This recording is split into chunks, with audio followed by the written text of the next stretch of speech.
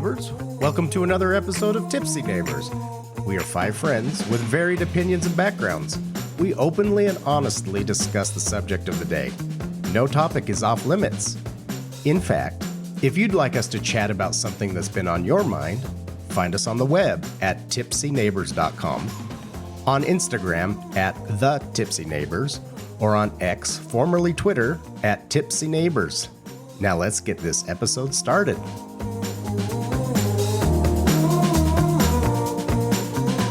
Welcome to the Tipsy Neighbors. Today we have a full house of all participants in the podcast. Curry has joined us this week, and I guess a couple episodes we only had three of us. So today we have all five, and we're going to talk about what we've been getting on email. So we've been getting a bunch of questions asking about Justin and Curry's relationship and how that's gone here in Utah.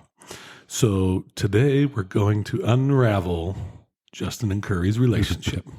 Wow. Who wants to start first with that? Do you even know how to unravel this? That's some heavy stuff right there. That's a lot to unravel. So it's always fascinating because I think like oftentimes I just feel like, especially in a group like this, like I don't feel different. I don't feel like our situation is like different because we are all Are you different? Totally. Mission accomplished. Do you know what I mean though? Like it's like we all have kids, we all make dinner, we various all work, we all backgrounds. like there's so much of our life that is so similar that like I always just find it a little fascinating that it's like, well, we really are. We do stick out, and it is kind of interesting to see like what our upbringing was like or whatnot. So happy to share it. It's just always a little bit fascinating. So I was born in Idaho, Blackfoot, Idaho. I was born and raised there on a farm. I was the second youngest of 8 kids. So really big, typical Mormon family. We were definitely kind of I would say typical Mormon family, did, all of the Mormon stuff, went to church every Sunday and participated in what they called mutual every week, and just kind of that typical thing. Nice. I would say for me, like growing up, I was always a little bit like, I felt always a little different, and I felt like I didn't quite fit in, but I did. It was just kind of like I just felt this feeling that I was just different than my friends, and I couldn't really like put a label on what that was. So but for the most part, like my childhood was pretty standard. I don't think there was anything too crazy or different than anybody else's until I was probably in the like 12 years old. So we get the question all the time of like, when did you know that you were gay? And I would say for me, I'm curious about that. Yeah, I would say for me, sure. it was like, while I always knew that I was different, and growing up in a small town, I never saw a gay person. Like I never saw a gay couple. And I think it's hard to understand that in our day and age, because like we're everywhere. But like really though, like wherever you go, there's usually at least one gay couple that you can kind of sticks out, or they're like, oh, that they're gay. Where I didn't have that growing up. I didn't know what that looked like. So to label it or identify my feeling was really hard in that sense. When you guys were young, this goes for both of you, I guess, was there, like in elementary school, all of the boys or my friends, we all had crushes on girls, and girls the same, right, to boys? Yeah. Did you guys have that with your friends of like, oh, that girl is really hot, that's my crush? Did that exist back then? Can you think back? That's a good question. I dated, like I was like, I had a girlfriend in the 3rd grade or the 4th grade, and I remember. Was that just the thing to do? It was exactly. It was like, it's all what all my friends did. That's what I was going to say. Is like, were you crushing on her? No, I remember growing up like assimilating what your friends were doing. Like I remember playing kissing tag on the playground, and everybody in town knew me as playing kissing tag. Like I still run into adults that were like, I remember when you were in elementary school playing kissing tag. I thought it was weird that you were going after all the boys. Everybody did. And so I think you assimilate what your friends are doing. Totally. Sure. And especially at that age, like that just seems normal. Like everybody's doing this. so we just do this. You just do it. Yeah. You don't even know the why behind it, really. Yeah. And I think that like, I think that's exactly it. You just knew, like, you saw your friends were doing all of that, and so you just kind of like did that, regardless of your feelings. And I think you do that through elementary school, and once you start getting to the junior high age, things start realizing different. things are a little different. Elementary school, you're kind of oblivious to it. Yeah. And I would say you're right. And even, you know, like I just remember it was probably about the 6th grade. So like 12 years old is when I was like, oh, these feelings are me being like, I'm gay. Like that's the first time that I could like label that. But it was a challenge because being LDS and growing up in the church, like every time I would go to church, well, not every time, but like it was always a topic of like homosexuality is like the next greatest thing to murder. And so in my mind at 12 years old, I'm like, oh, I don't want to be a murderer. I don't have that. I don't have that disease. Exactly. And that was the other thing is it was always you were told that it was a choice.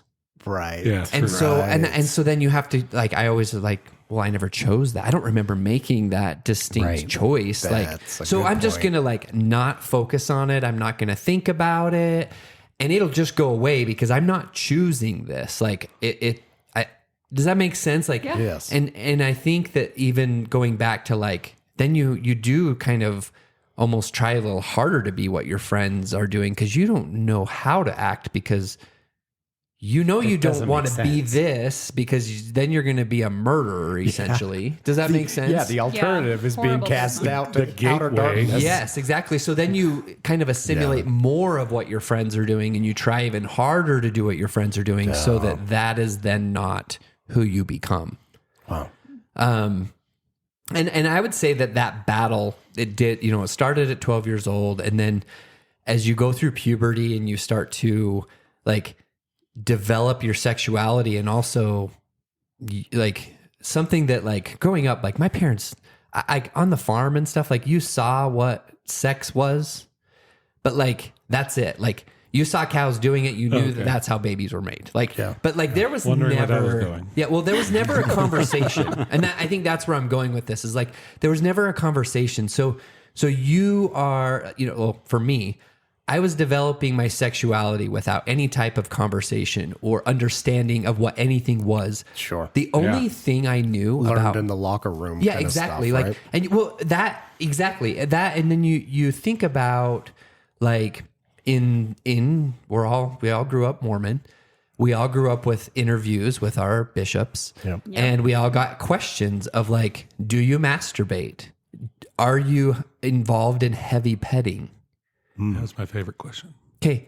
What I the never knew what it fuck meant. is heavy Nobody petting? knows what that I means. still It I was still never- can't tell you. it's like, taught. But it was a question that It was a you were always subjective- asked. They never went into subjective the details detail. unless you were in the interview. right? Yeah. Then they wanted all the details. Exactly. So Maybe not that many, but Depends on who your bishop was. So of course fair. you're always just That's like, no. No, Like, because no, you I'm not don't know doing what that. it means. I didn't know what that was. Honestly, like I thought masturbation was like something so freaking awful. Yeah, because that's the picture Because they I paint. didn't know what it was. But you're developing, like you're going through these changes in your body and everything, and you don't really know what any of it is. And I remember there was this time with me and some friends, and honestly, like we were all kind of like, it was weird. It was like, now that I think about it, like, but it was small kids town just Idaho like, being outed. it was kids just kind of experimenting, but not with each other. It was just like, and we were totally just like, I remember like I jacked off for the first time in front of all my friends. Wait, did you take turns and like watch each No, other? Or no, was no. this, like- The lights were off. We were all under our own blankets, and I share this because how am I supposed to know what homosexuality is and being gay when like I didn't even know what masturbation was or what an orgasm was? And I had one, and I'm like, what is this? Well, there's no education. There's No. Definitely Did not. anyone education. here have the sex talk with their families, like or with any group or anybody? I did. Besides I friends? absolutely Minus did not. friends. No. I absolutely My- did not with my parents. My sex talk was a pop-up book. I want that pop-up book so bad. My friend had the It same was one. traumatizing. My And friend I had will the same send one. it to you all. like if you open it and then like halfway close Things it, is that pop like up. Oh entering yeah, it like each moves other? in and out. No. Things come out of the page at you. That was our sex talk. Oh my Was gosh, it- please send that to me. Was it in a family setting, gonna or do was it it just all mom? the Or no, just it was just in the library. Like it was just there. You knew it was there. Curry had It a was- library, But it wasn't like your parents pulled But it it out was and never a talked conversation about it. your It body was- and what it did and what the book was referring I don't to or remember anything. ever doing that. I remember being told that it's there and you should look at it. Yeah, we just had like the maturation program in school, and then anything sexual was like, oh, look over there. Look over Your there. mom still does that to Yeah, this day. and Whitney tortures her with it. I love Well, it. I still remember when the bishop asked me, and I said, "Well, I know I'm good at it. I wouldn't say I'm a master." That's about what I knew. My God, Ty. Oh my God. Oh my God. Wow. So back on to go for that. So back on topic. No, I So love it. here's Justin. So honestly, and so that led to, okay, I'm doing another sleepover and there's another one of my friends and we're in the same bed and it's just me and this other friend and we end up kind of getting into, I guess, a discussion or a conversation, which leads to the understanding that we both have similar feelings, that we're both essentially gay, but also not really fully understanding what it all means and whatnot. And this is probably the summer before this was the summer before my freshman year. And we ended up kind of experimenting with one another. And over time, eventually we got caught. And one of my other friends' brother had walked in on us and caught us in the middle of Things. Yes, Relations. exactly. And I just remember like just my heart, just my stomach sinking and just like, oh my gosh, like I hope he did not see what was happening and just what that like, at that point, like I was just getting ready to go into high school. Again, like small town, word travels fast. Did you at that time think, what did I do? I made a mistake, or was it just I got caught? I don't remember that. I don't feel like it was necessarily that I made a mistake. It was I Other got than the caught and I mistake need to- being like I got caught. this. Like I was getting too like I shouldn't have been doing it at that place type of a thing. Does that make sense? Like Yep. but it's hard. It would be hard to think that it was a mistake because ultimately like it was probably the first time that actually felt the most natural to me. Right. Does that make sense? Yeah. And Yeah. so, Yeah. That does. so, but I remember like after that, like I never talked to this friend the rest of my high school. Like it was like from that point You had to on, separate I doubled yourself down from the absolutely event. Yep, and I doubled down on like whatever I like. I hoped that he didn't see everything. I knew that he did, but like I hoped that he didn't see. I hoped that he wouldn't tell everyone. But it hung eventually, over your head. it hung over my head, and everything that I did, huge it was worry. always like, who knows? Who knows about that? Or who's going to use that against me? Who's going to bring it up at a very vulnerable place? Like it just was always there, and something that I was always kind of worried about. And so And it never came out? Oh, it came out. Yeah, it came out. But I also doubled down on the opposite. So then I became like a huge flirt with girls. I always had like a girlfriend, or I was always with a bunch of girls, and I was always kind of this big flirt that was always talking with girls and whatnot. And high school for me was that. It was like it was very inauthentic, if you will. You know, I played basketball, I played sports, but I also smoked a lot of pot. And I felt like the pot was actually a cover up for me because like it was where I could go. I was free. I could go laugh, and escape. it was an escape for me. And quite honestly, the people that I would do it with, like that didn't ever come up, and nor did it ever matter to them. And so it was definitely a way for me to kind of hide. And I think that I think back to my high school years, and it was very hard for me to navigate those feelings, but also like friendships too, because like I never like when my guy friends were super nice to me, or maybe they like it was like how do I liked that.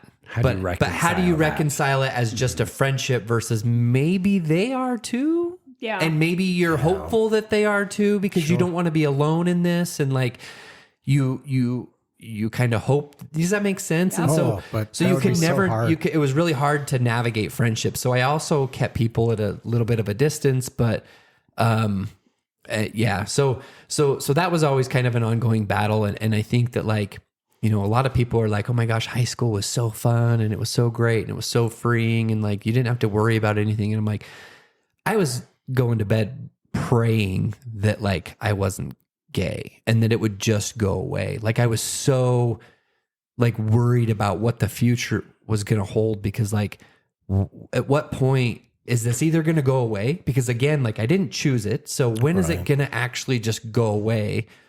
Or when is it something that I just accept and that this is who I'm going to be? And who of my friends and my family are going to reject me and ostracize me because of that? Right. And so it was this battle that I kept going back and forth on. And shortly after high school, I went to college. I actually went to a flight school in Oklahoma. And that was the first time that I was like, wow, I'm away from home. Like I can live this life. And it was actually kind of scary to me, because I was like, oh, I can live this life. And I don't have anybody that would know about that. And it kind of like was like, I'm not ready for that. What if this really will go away? So, you know, at 18 years old, I'm still hoping that this is going to go away. Wow. So between that and being homesick, I ended up going back home, and I met a girl, and I was kind of lost, if you will. And I met a girl, and this girl was like, she was like the perfect picture wife, like just a good, wholesome person. Just like she was attractive, like, but I wasn't attracted to her. Does that make sense? Like, yeah, you can like, see some. I You can can see that. You can see she somebody's was, attractive. she was without- definitely like a beautiful girl inside and out. Like, and her family was incredible. And like, I remember going to their house and thinking like, wow, this is exactly what I want. Like, I want this as my life. I want a family. And then I fell in love with her brother. Oh, no. Plot thickens. And I will date you as long as your brother's around. which Can you imagine Your brother having can tortured, come. It's like, totally okay. totally like married I her love and this being woman. tortured Like for the I rest of your love life? this woman, but I'm in love with her brother. And I often think back about like I think it happens for a reason, and that happened for a reason. I think it was kind of a slap in the face. Like, look, this is what you're going to deal with if you don't reconcile Your reality your has reality. to be dealt with. Exactly. And so at that point, I ended up. I was living with. I was living with my sister, and she had just got back from a conference, a kind of a ex-Mormon / Mormon questioning conference called Sunstone. She brought up a few talks and was talking about some lesbians that had come and talked there, and she felt so horrible for them, and like it was my moment that I felt safe, and it was a part where I knew in my life I had to tell somebody, and I ended up telling my sister, who was just phenomenal and incredible. And from there, I ended up telling my dad, who also just phenomenal, incredible human being. And he had read a lot about homosexuality, and growing up, I never heard him say an ill thing about gay people. And then from there, I was like, well, I've got to figure out what I'm doing, because I'm still dating this girl. I'm still in love with her brother. And so do you know what I do? I go on a mission. Oh, because that's going to be. This will clear my head. So I went from If you could just avoid all Well, if women that for was 2 going to cure years. you, if anything was going to cure you, That would be the going and living with one other man. That was my was gonna do intention. it. Like I was like, like a lot of people you hear like they're like forced to go on a mission. It's just something that is expected of them. Yeah. And for me, it was never like that. Like in high school, I had a tongue piercing. I was a pothead. I drank. Like I was not ever in high school. I was not your typical Mormon, nor Your did I ever go to picture-perfect church. Mormon. Like, like it was just, I would never have considered myself going on a mission. If somebody said, "Are you going?" I would have said no. But like this was such an internal battle for me that I had to figure this out of whether I could, you hear stories of people make it work. Sure. Yeah. People get married, people suppress those feelings and they live the life because ultimately, well, you're told that's more important. And so you sacrifice your own feelings and your own sexuality to live this life and ultimately go to the celestial kingdom. And then everything will be made right. Right. And so I thought, you know what, if I go on my mission, if I can do that for 2 years and if I can live that life for 2 years, then I will be able to, like, I could probably do that for the rest of my life. And so I did. My dad and my sister thought I was crazy. They're like, we don't understand what being gay is like, but we know that it's super difficult based on stories that we're told. And my dad even ended up paying for a counselor that he knew down here in Salt Lake that he had read about and that was, had kind of specialized in gay individuals that are still Mormon and kind of helped them navigate that. And it was a very positive thing for me. She wasn't trying to change me. She was just more helping me navigate the difficulties of what that is and really helping me understand that it's not a choice. And I think that was a big thing for me is like understanding that these feelings that I had were not a choice. That is something that no one fully understands, but you did not choose this and you are not a horrible person for having these feelings. Bravo. And so at that point I went on a mission and hated the first 5-6 months of my mission, have plenty of stories of like in my journal entries trying to, plot my way out and I think everybody has trap that my feeling. mission companion in the bathroom. I would like you to and read like, some of these. Dear diary.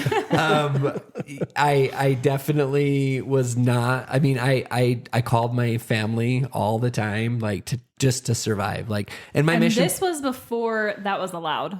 This was like, before that was allowed. Now Yes. missionaries have a lot more contact with people. Right. Back then, that was not a thing. Yeah. So before we were only allowed to call. Turns home. out that's emotionally damaging. If you Really? We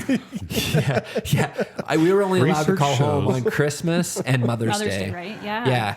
Yeah. But I definitely called home probably 2 or 3 times a week. And quite honestly, I told my mission president and he was fine with, he's like, hey, if it helps you stay out here, like I have no problem with that. And I would call my sister most of the time that I had told before. And, we had lots of good chats. And then it was about when I was out for about a year that between some family drama back at home, it came out to other family members that I was gay, and ended up the rest of my family found out when I was about a year out, which quite honestly was probably the best place for me to be when people like my mom found out. My mom was very ultra LDS, and it was yeah. Just a few short months after that, though, I ended up getting sent home from my mission for really? Making out with another missionary. That's frowned on. I hear. That was definitely frowned It's an upon. unpopular thing to do. So, If and you're I planning kind to of stay. Yeah. know, yeah, for sure. we're raised about, you pray and you do things and you look for answers. Uh-huh. But we're never like, you're always kind of told what those answers are going to be, and you're kind of prepped for what those answers are going to be. Yep. Interesting. And when that answer is different from all of those, then it's not accepted as an answer to your prayers. Right. If you didn't will. pray It's a hard lack enough. of faith You're on not- your Correct. part. Absolutely. But for me, it was an answer to my prayer. It was an answer to why I went on a mission to begin with. Interesting. And so when it happened, like I didn't I was a little bit worried about returning to a small town and kind of what that looked like. But I think because my family was already aware of my, me being gay, and for the most part, most of them were 100% supportive. I didn't care. Like I was so ready to be done. And so at that point is when I was like, okay, I'm ready to go home. I'm ready to live my life. You know what? Being gay and coming out and then basically making that choice, there is no better fucking story than if people are like, you don't seem gay to me. Well, I kissed a missionary and got sent home. Oh yeah, you are gay. You're there. Oh, you're It gay. turns out you win. Okay, I get it. I totally get it. Yeah. I celebrate it. Yeah. So at that point I ended up coming home from my mission on a Monday, and I moved to Salt Lake on Wednesday. I was like, I am not dealing with this in a small town. I've got family down in Salt Lake. I know they support me, and they definitely did. They let me live with them for a while until I kind of got up on my feet. And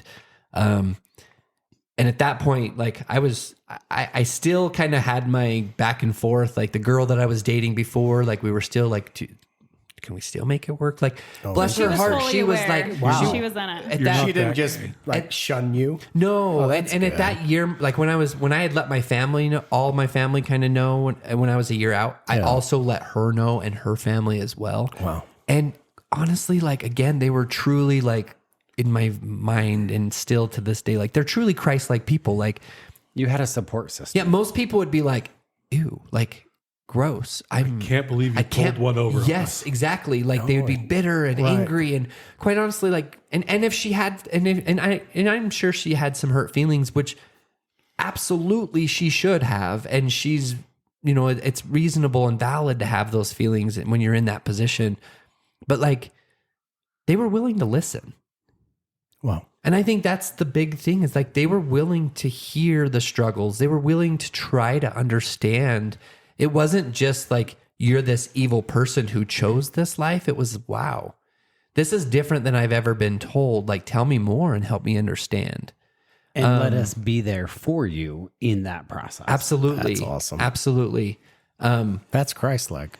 Yeah, which is they saw you for who you are, Amen. right? Yeah. I love that. Which is awesome. Which feels incredible to have that. And I think that that's ultimate. It's like, but at the same time, it's like, well, now I want to try harder to be something for them, or to be Right. something with them. And it's Oh, like, Yeah. Which in reality, you probably already were. Right? I that's a great point. Like, that is a great point for them to even still be Right. there.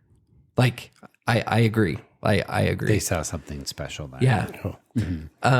Good point, Brad. So then at that point, I kind of go through the back and forth, and I think at that point I start, kind of playing around with the dating online stuff and trying to figure out. I still didn't know a lot of gay people, and so you're trying to like figure out what that is and where you meet people, but like I still wanted, like, I think like you don't want to leave your morals, and you don't want to leave this idea that like, but at the same time, you're well aware of like the gay community is a little more promiscuous. There is a little bit more, But there's a little bit of safety and trauma in what you're familiar with. Well, and that's Yeah, been that's a good bred point. into Yeah. your whole Oh, life, 100%. especially knowing like and being told that gay people are evil and This, they're this, doing and all this. these Yeah. sins of the world, and they're doing all like that's all I to ever then knew. try to think like, okay, you well now have- I'm going to go and Well, do all and of what- those things. Yeah. Yeah, and it's easier to comprehend that because you have safety within everything. It's familiar. You know everything they've already told you is wrong, and you know that the conversation. Yeah. But there is a little bit of safety within that That's what you know. conversation. Yeah. Yeah, no, it's safer the to be in that trauma- pain and Yeah, but whatnot, the because you know trauma what of to what it expect creates. versus like when you put yourself out there and you get vulnerable. What does that look like? Well, what year was this? Because would you say that whatever year this was versus now, it's a little different? 100%. Okay.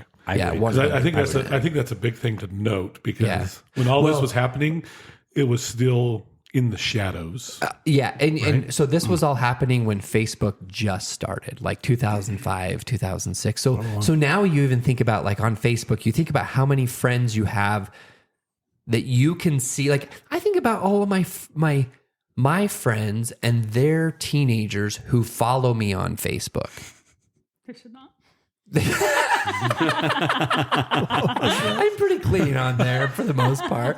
But like, do you know what I should mean? not? Like Is that what- they're being exposed Right. to a very normal gay couple. Like we have kids. We Yeah, this is we a travel normal together. relationship. We go on Yes. family reunions. We cook dinner We cook at dinner. night. We We're, go to we're school. home all the freaking time. Like does that make sense? Like Yeah. we didn't have that. Like we weren't able to see relationships. I never like that. knew a gay couple growing up. Me neither. I never We talked about it in Yeah, our first, neither I think did I. our first episode of the meet and greets. Like we talked about how enamored everyone was of this idea of a gay couple moving in and they have kids. Like everybody was like, did anybody see them yet? Like, what did they look like? like it What was, is that? You it, guys it were was the an first- oddity, You right? guys were the first gay Right. couple that we knew that had kids. Yeah. Yeah. Yeah.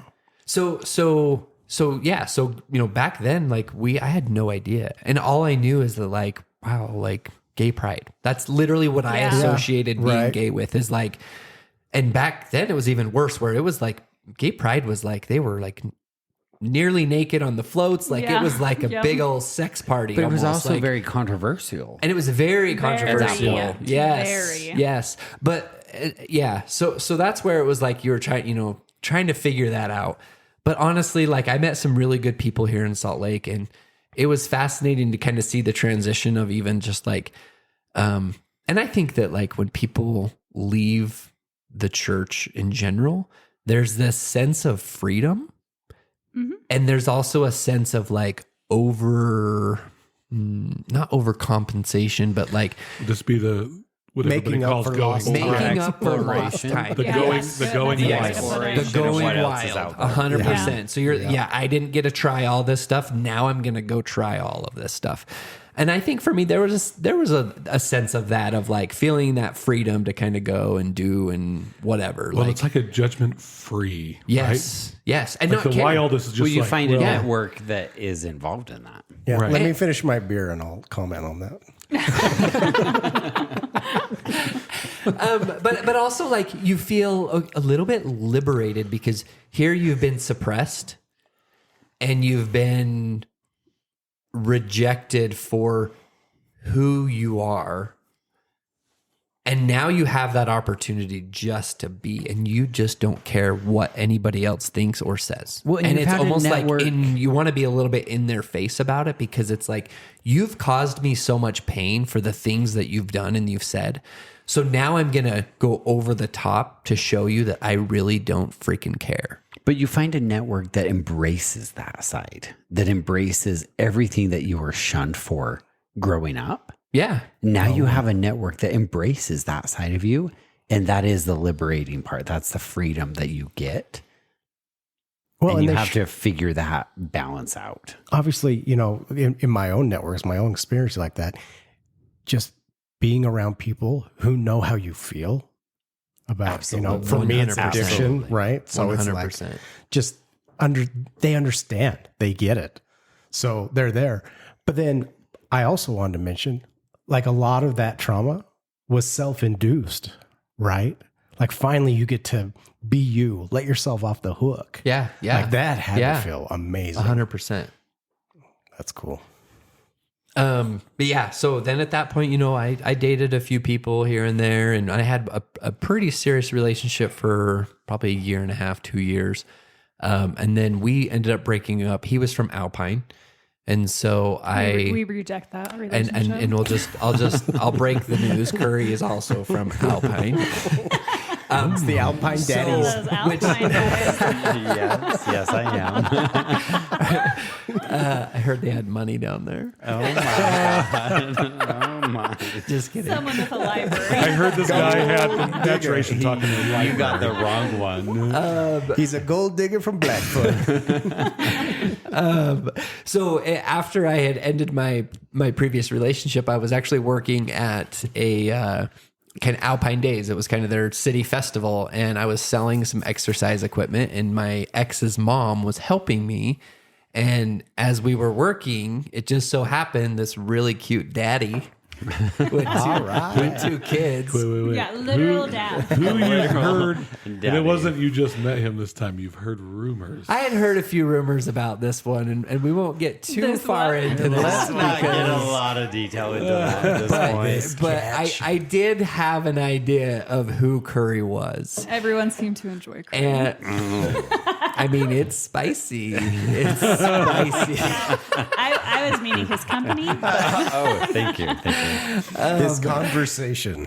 And so, my ex's mom was like, "Oh, Justin, like, hey, this is Curry Jones." Like, and she had no idea. Curry was not out. She had no idea that he was gay. And I was like, "Oh, Curry, hey, daddy." Yes. And then from that, we ended up doing some Facebook messages back and forth. I was And wondering Thank where that was you. going. Thank you. we'll get into a little more depth there, but I want to let Curry kind of share his background, and then we can go from there. Catch him up. Yeah. So, yeah. Take us from childhood to Alpine Rewind days. it. Come on, Daddy. So I grew up, like Justin said, like in Alpine, like kind of a typical large Mormon family. Had 3 older siblings, 3 younger. The middle There's a large child. Kind of family. the middle child. Definitely the middle child syndrome. I loved every part about being the middle child and just being left alone. Oh, nice. They were focused on the older ones or the younger ones, and I just got to be for a little bit and observe. Yeah. Kind of grew up in a pretty prominent family in Alpine. Had all of my aunts and uncles, my grandparents, everybody there. My father was pretty well known. My family was well known. And kind of that picture perfect family idea is what we were raised to portray. Like there was no option but perfection. And there was Looks were everything. absolutely Appearances, and right? appearances were everything. Don't embarrass me. And we don't talk about anything that's not perfect. So my family didn't communicate. We didn't talk about things we didn't No news is really. good news. Yeah, Like when stuff happened, it was kind of brushed under the rug, or it just wasn't discussed. it just wasn't like, discussed. Like that's ignorance not is even bliss. a topic that we're going to talk about. So if it didn't fit the narrative that we were supposed to be living, we didn't discuss it. So that's kind Sounds of very familiar. my basic upbringing. Yeah. Until things kind of got a little bit rocky. My older brother came out as gay when I was in junior high. How much older? He is a couple of years older. No, Okay. like Okay. 6 years old. Oh, 6 years okay, older. okay. Okay. Seven. Okay. So, So- junior high, but he was like out of high school. He's in high school, just leaving high Oh, school. just leaving. Okay. And so he comes out as gay Did he come out before his mission or after? Just curious. before there was some illusion. But Oh, again, my okay. family doesn't You don't talk about about it, so you don't know anything. And so exactly. Okay. The timeline is a little foggy because we don't talk about anything in my family. When this happened, were you aware of what you were feeling? So that's where as he's coming out as gay, I'm battling with my own feelings. Kind of the same thing we talked about a little bit earlier is the suppression of who I am because I'm feeling things are different. I'm feeling like things aren't It was suppressing the kind of without same, knowing it. It was kind of like I'm knowing, just but going don't have a label with the for flow. it. And as he comes out as gay, I all of a sudden have a label for it. I know these are the same feelings that I'm feeling, but watching family reaction, neighborhood reaction, things like that to it, my walls all go up. I have to suppress. I have to become Damage control mode. Yeah, because I'm That is seeing not the way I'm going to We're on go. DEFCON I'm 3. seeing how horrible everyone's reacting to him. Oh, of course. and the trauma that it's creating within the family and the neighborhood and the community to have a gay son and a gay sibling and a gay brother. My walls are going up because I'm going, that's me. Yeah, why would These you are the invite feelings that I'm feeling, and the reaction and the rejection that he's perceiving. Like you said, I'm trying to do damage control. I'm trying to protect myself from what I'm seeing happening.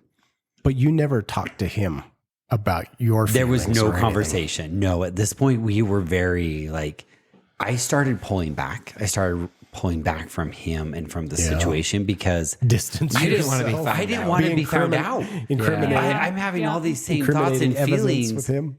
and the rejection, and I don't want to be found out. And so Of course not. I'm protecting. I'm kind of sheltering in place here.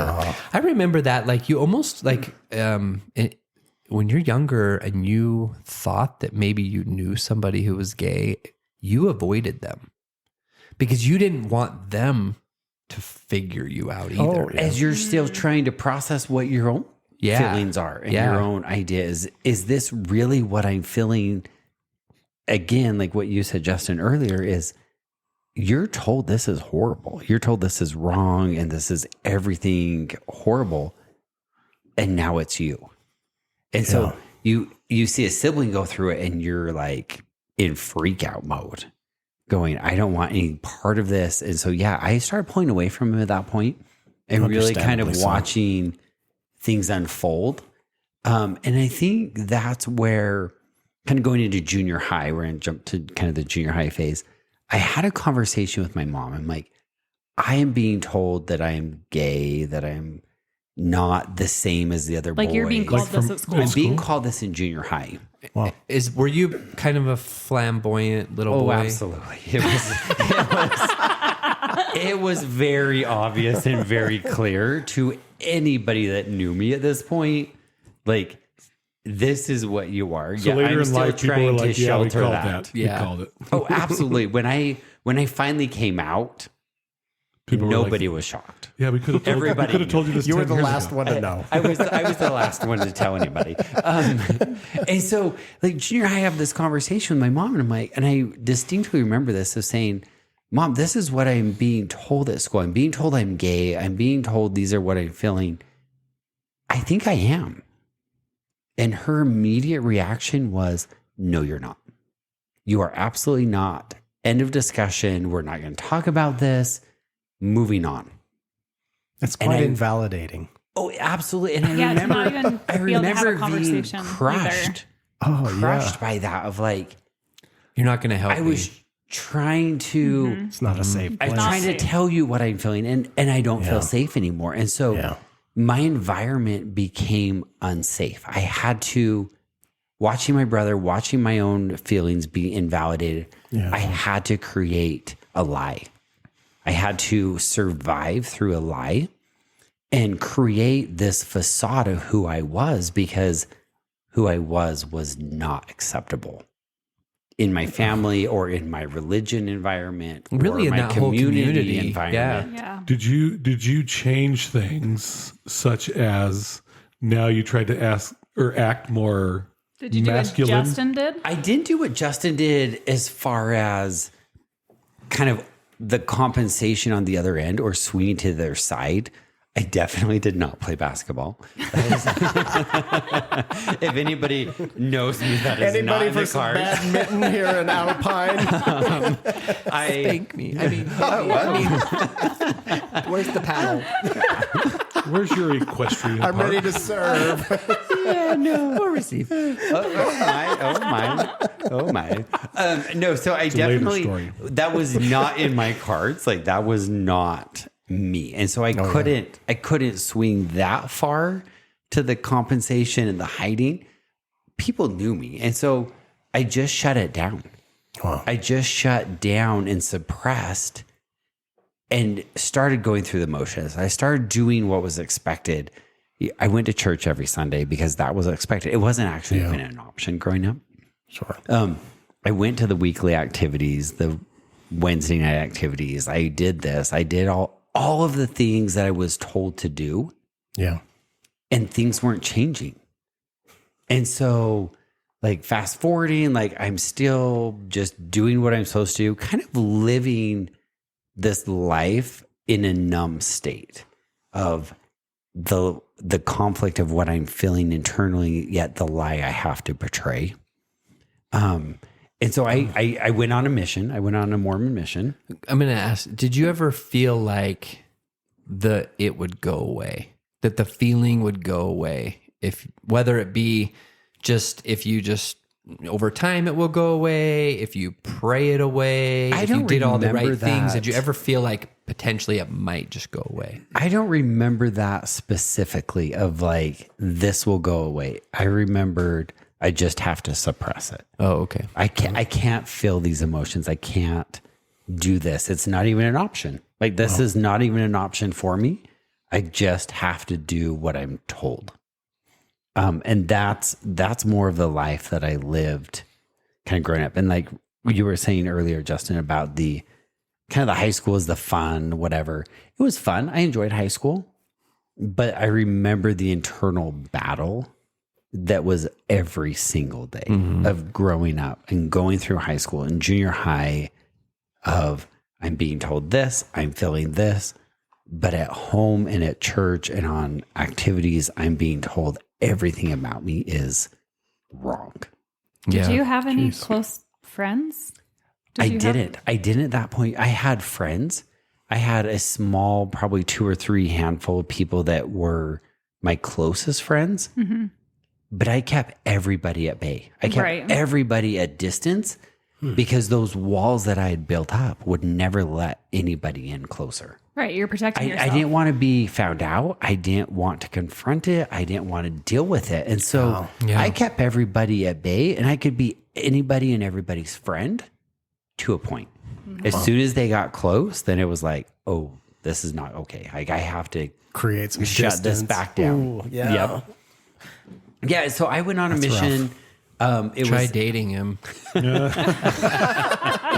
won't let me. Shut this He down. would not let me know. We'll get there. We'll get there. Or would he? Wait. No, we'll get there. Oh, yeah. So I went on a mission. I did service. what was supposed to happen. Like, that was what was expected of me. I was the last boy.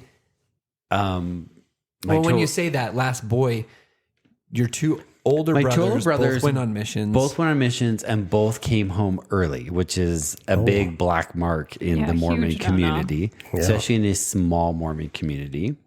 So both of them came home early, again, for various reasons that were never discussed. We just knew, and we swept it under the rug, and we didn't talk about it. They did so well, they sent him home early. They got everything done in 3 months. Well, just for some context, while I was boarding the plane to go to Spain for another 22 months, because I'd already been 2 months in the MTC, the last thing my father said to me was, "Don't come home early." That's how important in Happy Valley. My ex-husband, that his you mother not told do that. him, "Do not embarrass us and come home early." Yeah. That was how it was looked at. Oh, I had no intentions of going. Oh, sure. Growing up, I had no intentions of going. Yeah. It was the extreme pressure of, you are the last boy in the family. You're Like, our last hope. you are our for last an hope for honorable this. release from a mission. There was no way stay out I there. could have done anything on my mission, and I would have fulfilled my mission. It was planned out from the beginning of From the beginning where of I time. went and His what mission president happened. was from Alpine. Where did you go? Wow. I went to Kentucky. Somewhere safe and close. You didn't go to Idaho? On P Day, you get bourbon. It's really awesome. I was like great. that. But there was no choice. Like, my mission president's parents were like, it was all orchestrated. My grandparents were on a mission at the same time. Oh, wow. Your grandparents were in your same area? At a different mission. in Different the same mission, area? but on the Serving at same the time. Oh, same time. In different just areas. different- okay. And so there was no option. I took a month and a half break during my mission and hung out at the mission home. Doing nothing. to just hanging keep out? me on my mission for the full time. Like It's like a rehab for it was your a mission? continual. Like there was no chance that I was How coming have home we never early. discussed your mission? Yeah, That's all pushed back down. Suppress that. So I finished my mission. I did 24 months. Came home, Well had the big done. mission. Like pat on the back. Like you did great. Returned with honor. Yeah. Yes. Do you remember what Do you you rub that in your spoke about husband's at face? church for your homecoming talk? I What? don't. I remember having the big party, the big like Sunday speech, and everybody coming home after, and the big catered meal and Wow. open house and all this. And again, I'm just internally freaking out that what is the next step? Next step is that I have to get married. Oh, yeah. And I'm told and I'm pressured to get woman, married and go to nonetheless. school and get married. Yeah. And Is the and expectation. I anyway. did. I did. All right. I said, this is what I'm supposed to do, and I have to do it. And I got married. At college, I met one of my best friends in college. Like, we weren't even dating, but her and I were like good friends, hung out, did all this stuff. She introduced us to who is now my ex-wife. And we hit it off. We were friends. We were fun. It just was the next thing to then now It checked all the boxes. your friends, you guys get along. Like you have to get married. Wow. And so the next step was to get married. And I got married to a woman. And that very shortly, very quickly started to unravel.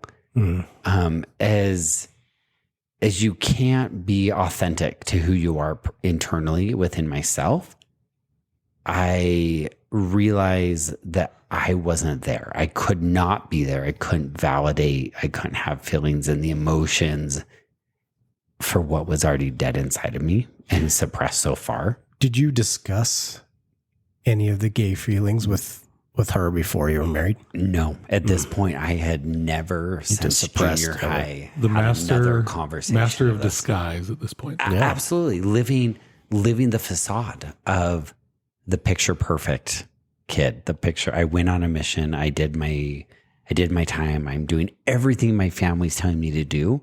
I'm living this facade.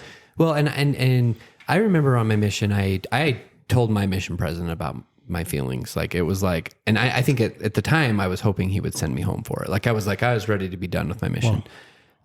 Instead, they sent me to a therapist that is like a mission therapist, or there's like, they specialize in certain things. And I remember talking to this therapist, and I remember him saying, when you get home from your mission, you're just going to go, you get married. And when you distract yourself with marriage and when you have kids, you won't even think about the feelings that you have right now. Oh my goodness. Was this guy licensed? Yeah, for real. And honestly, like Because that's not what they But teach. this no, is- it was. this is the It was. philosophy that I was told. It was. I'm sure it it was was. exactly. Oh, really? Absolutely. Oh, Yes. That I'm was- sure it was. Yeah. But that was like When I academic. read- That wasn't just like, Oh, I'm sure it's actually, more like now. outside of the church, maybe like I don't know. That's but what like, I'm saying. I read a lot of like Mormon teachings and kind of books and opinions and stuff like that, and that was a very, very common. That was very common advice. Yes. That people got from their stake presidents. From their for sure. bishops. Trade away, But you get see what married. I'm Yes. asking, right? I'm asking, was this like LDS Family Services type 100%. LMFT? Yes. Yeah, for 100%. sure. BYU Yes. educated, Yes. For sure. indoctrinated, Yes. or Yes. is this like somebody that went to NYU Yeah, and no, got I a don't real know. therapy This degree, was- right? this the church was- was hiring yeah. actual No. This was No. LDS Different Family life Services. experiences. Pushing And the for those of agenda. you that aren't familiar, the LDS Church has a group of therapists that they refer Their members people to get help, and the therapy is based on also church teaching. So, but yeah, so for you to like, you said you didn't tell anybody, but I also think that there is this just a general understanding, especially when you're feeling this way, that is something. You just get married, it'll go away. Like you have kids, it'll just go away. Like Yeah, that's this is part just of the what you process. do. That's exactly. Yes. This is what you do because you're future life, your salvation, your religious, everything is tied to this. This is what happens. Yeah. Don't deviate. Don't deviate.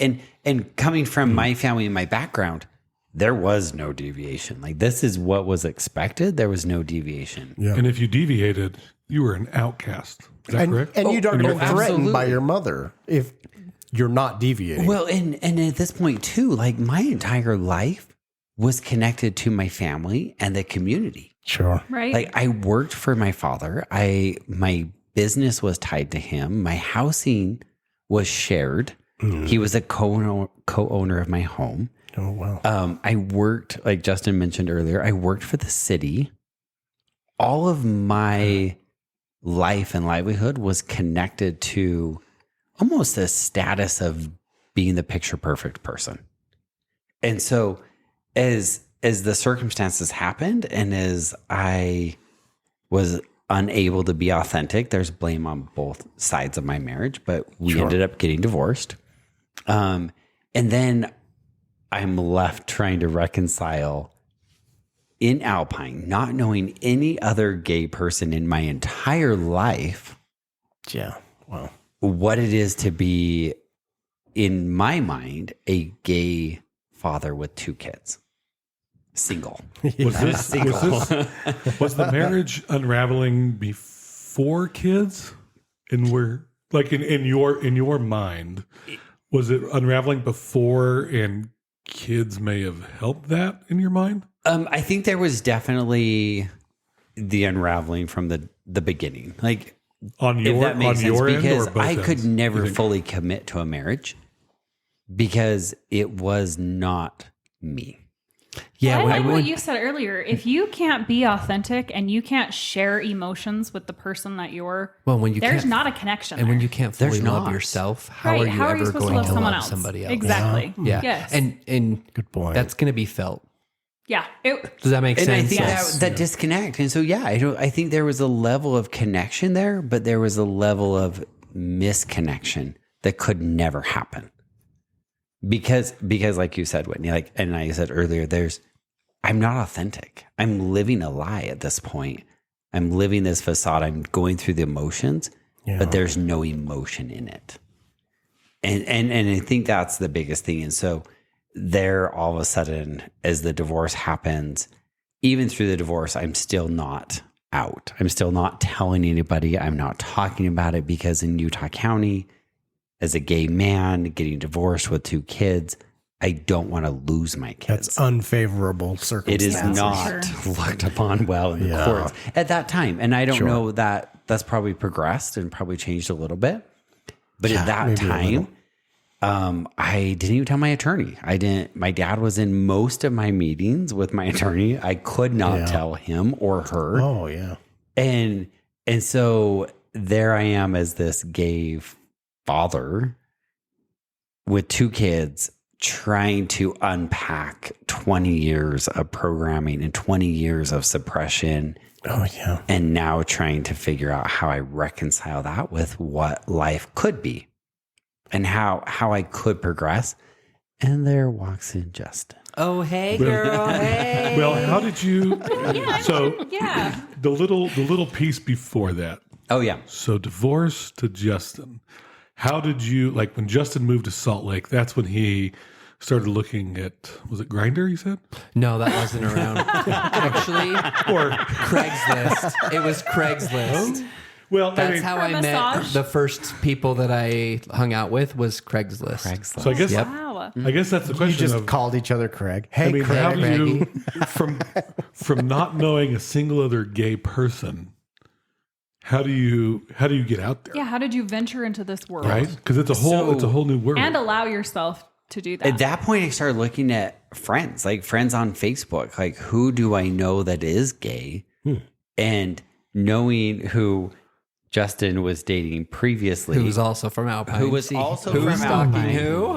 Who's stalking who? Which, can we talk about the joint Facebook account you had? No, I get was out. that person. Are you Tacky. serious? He was that Tacky. person. Damn. He was that person. We're gonna have a conversation about that later. That's actually how I knew this guy was gay, is because he had a joint Facebook account. And I knew him. Which I knew is his still mom. super cringy. And that, this day. right. Oh, so There loud. was so many things. There's a about lot that, of though. mistrust. I think Like- there's a lot of mistrust Oh, there with shared was. accounts, Oh, there right? was. It's, Any yeah. shared account, I'm Oh like, yeah, okay. I'm the first one to say that, Okay. and we Yes. were the cringy couple too that like posted pictures of us like having a photo shoot with our shirts off and stuff. Oh like, my gosh, where are gross. these photos? Yeah, But also, I'm like, on a different Facebook. There's a gay wow. couple. I'll get that one from you. There's a gay couple. But yeah, so that's actually how I knew I started looking at other gay couples of like, what does a gay couple even look like? Still at this point, I don't know any other gay couple. I have never seen a gay couple or a gay person in my life. And so Facebook, I start looking at my friends, my mutual friends. I'm like, what does this even look like? What does this life become? And that's where Justin and his boyfriend have this joint account. And I know his boyfriend from Alpine. I know his mom. I know his family. I know all this stuff. So did you reach out? I did. I think I reached Well, out. not until we didn't. You guys separated your joint accounts, right? Yes. Yeah, it was after we had broken up, and then it was after we met at Alpine Days. Then Oh, yeah. So you guys broke up. We met at Alpine Days. I was in charge of the city festivals. And so I'm going around introducing myself, making sure everybody's fine. I know his ex's mom. So I'm talking to her. She introduces Justin and I. Yeah. And then we started communicating on Facebook after that. Yeah. Stories collide. At this point, I'm still not out to myself. Oh, I thought when But you guys everybody met, else knows that I'm gay. I thought when you guys first met, Curry was out. No, he Oh, was no. not No, out. oh, no. He was Oh. I was messing not around out? with Oh. people who happened Well. to be Dating secretly. That's let's the- use that's- other Yeah, words. let's use dating. Sure. That's the But it was multiple missing, people at the same that time. was the missing so- point I was trying to get at. That was the Craigslist. But yeah, dating. So he was out to himself in the gay community, but not to Not to anyone the else. community, Well, to Correct. the gay community, but not to the Yeah. not to Yeah. the Yeah. community. So and so I again, those walls from my childhood and upbringing were so tight and so high that I was again living a double standard. It was familiar to me. I lived a double standard with what the community perceived me as, yet what people online saw me as. And you were still going to church. Right? You were still living that life. Off and on, yes, off and on. Not consistently. Once divorce happened, it was not consistent. I Okay. started stepping back, realizing I needed something for me. I needed to reconcile who I was. So Justin and I get introduced. well, yeah. Mm-hmm. At the Okay, county go. fair, the city county fair. Yeah, we connected on Facebook Meet and we cute. started messaging on Facebook for quite a bit. And then finally we're like, I was still kind of in the back and forth with my ex during this time as well. And, but I had separate Facebook accounts also. Oh, okay. So All right, all right. Did you tell him about Curry? no, Or did he know? not yet. No. And in fact, it wasn't for a while, but we messaged for a while and we ended up going on a date, which is just hilarious. Our first date It was awful.